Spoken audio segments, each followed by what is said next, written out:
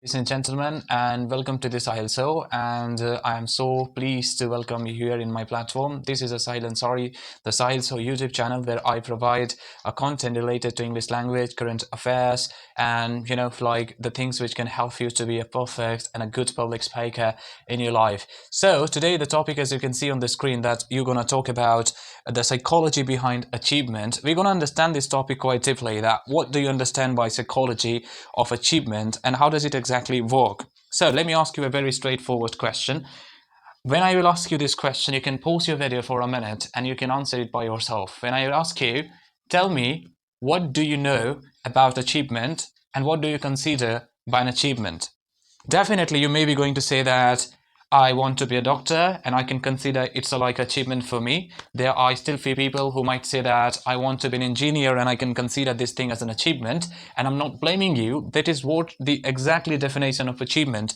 Definition of achievement cannot be defined on one individual. It cannot be defined according to my definition. If someone would ask me, sir, tell me, what is your definition of achievement? I might say like my definition of achievement to achieve the thing that I want to be in my life. So it depends on person to person. And this is one of my favorite questions that I always ask to my students and my the speakers who join my panel and debate room, that can you please tell us that what is the a success mean to you and what is an achievement mean to you? What do you consider by an achievement? And these people always say their dream, and according to their dream it depends what they are talking. So someone is saying that I want to clear this exam, it's a kind of achievement for me, so that can be considered as their achievement. But there are a few things that we need to really mind. Achievement definition can be different. So you cannot laugh at someone if someone is saying that I want to be a TikToker and you are laughing at that person just because he said I want to be a TikToker. So achievement meaning can be different for different person. You do not need to mock. You do not need to really make a banter on this. This is what I want to tell. So before we will understand the psychology behind achievement or anything, as I told you, the psychology and achievement meaning can be different and it depends to person to person. So first we gotta understand that like what does the idea of achievement first of all, and where does this idea exactly come from?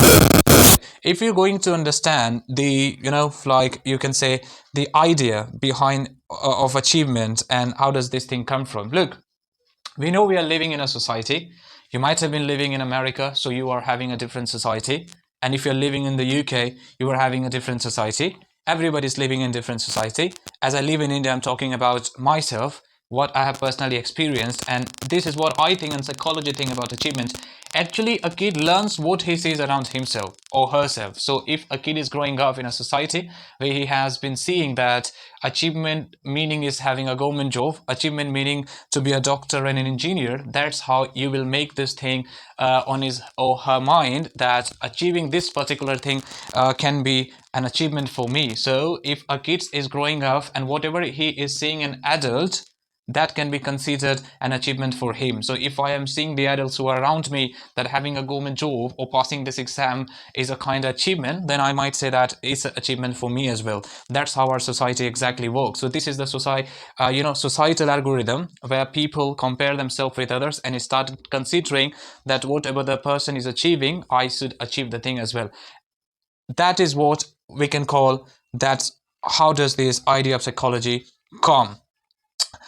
The next thing that we're going to understand the psychology behind the goal setting. And if you understand this topic quite well, so achievements, how can you achieve your goal if you would not support or if you would not make your certain goal or something? Clearly said, like setting a goal can be a different thing for different people. It's completely dependent on person to person. So when I talk about like the psychology behind the goal setting, what is goal setting? To set a goal that I want to be this person, I want to be a doctor, I want to be an engineer, or anything that you want to set for yourself. I want to be a public speaker. So the psychology behind the goal setting is very simple. First, we need to understand two stuff. Psychology says the goal setting and is like a purpose and objective. I'm compartmentalizing and dividing into two parts. The first one is a purpose and second was an objective. So purpose means the thing which will never end. Example, if I'm a doctor, my purpose will never end to serve patients. I will keep saving people life. I will keep helping people. But when I say objective, objective is completely like can be end. Like example, if I'm saying I'm a patient, so my objective will be having a proper treatment from the doctor. So that is, so you need to find a purpose on your life. You do not need to find an objective in your life. So that's how you can set your goal. So my purpose is to be a public speaker. Public speaking will never end. My dream is to talk as much as I can and talk to so many people as much as I can. Still, I'm saying like that. So the thing is like a purpose and objective. So the purpose will never end, but the objective will have to stop in a certain point, right? So the purpose will never end. There are professions, there are ways that your profession and your purpose will never end in your life. This is what we call like a purpose. This is will like say adjective, right? Clearly tell you the difference between the the purpose and object. So you need to set your goal as a purpose, not an object, right? So now the last point I want to mention, which is very important, that is factors, like influencing achievement, right? So the four things that you need to just here matter. What are the things that is a factor behind your achievement? The first one is a situation factor. Okay, so situational factor in the sense of like where do you exactly right now? What is your label? What's your situations in order to achieve that goal?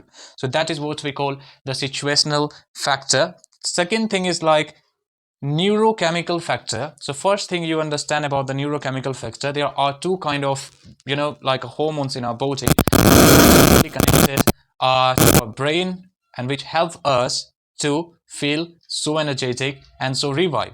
So the first hormone we say dopamine, it can be called as a reward hormone as well. Reward hormone in the sense of whenever you achieve any goal in your life, your brain releases a hormone which called dopamine that drives you into a different form of happiness when you start feeling a sublime amount of happy just because you have achieved something in your life. And when you think about to achieve something, so our brain also releases a brain, that's what we call serotonin, that can be considered, that can be called happy hormone. That means when you think about something to achieve, your brain started getting like a happiness. Your brain start becoming a little bit happier. So this is what we call like like serotonin. That means happy hormone. Another thing was like personality factors. If you have set a goal to be a public speaker, are you really putting that much effort or not? Are you consistent or not? Are you disciplined or not? Whatever it needs to be a public speaker, are you really putting all of the things or not? So that's how you can be like that. The last point is like goal factor. How have you set your goal? Are you setting a goal is completely out of your league? So first you need to find your niche. So if you are not good at medical, if you're not good at anything, means like related to a study or something, then why don't you work on your passion? Passion can be singing, your passion can be a painter, anything. So you should find a niche. That's what we call a goal sector. So in conclusion, I can tell you one thing, that achievement is completely a state of mind. And if you will get a fail, I wish you will not, but without a failure, you will not devour or you will not have the proper taste of success. So failure is very necessary, very important to be a successful person. Failure teaches us a lesson. So one failure cannot define whether you are successful or not. So when you get failed once, twice, thrice, 1,000 times, 2,000 times, I don't know. However, and doesn't matter how many times you have got failed in your life, until unless you are not giving up. So one failure cannot decide whether you are successful or not. Failure is the part of life. Failure cannot decide who you are. So will become what you think about yourself. So from now onwards, after watching this video, start thinking that you're really going to rock and you are going to be a perfect one. Thank you very much for watching this video. Do not forget to subscribe it and like this video, share it with your friends. Till then, take care. Bye.